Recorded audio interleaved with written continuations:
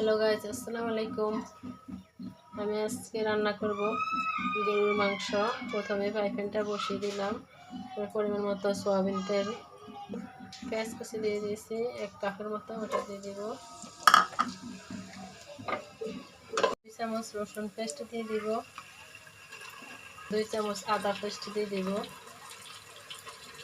আমার ভিডিওগুলি আপনাদের কাছে কেমন লাগে একটু বলে যাবেন প্লিজ। এই যে এখানে আমি গোটা মশলা দিয়ে দিলাম,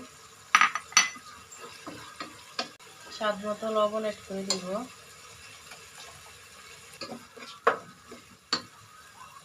দিলাম মরিচ গুঁড়ো দিব, মরিচ গুঁড়ো একটু কম দিব। মাংসের মশলা দিয়ে দিব 1 চামচ, একটু পানি অ্যাড করে দিব যাতে আমার মশলাটা পুড়ে না যায়।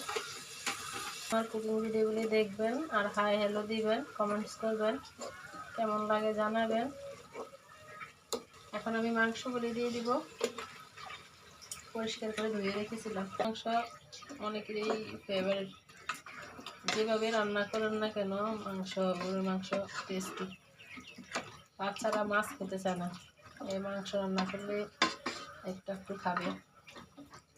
আমি এখন ঢাকনা দিয়ে একটু কষাতে দিব। কেমন হয়েছে আমি নেড়ে ছেড়ে দিলাম।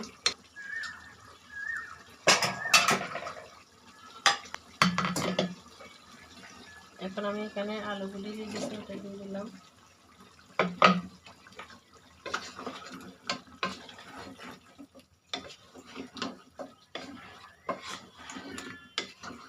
আবার একটু কুক হতে থাকুক।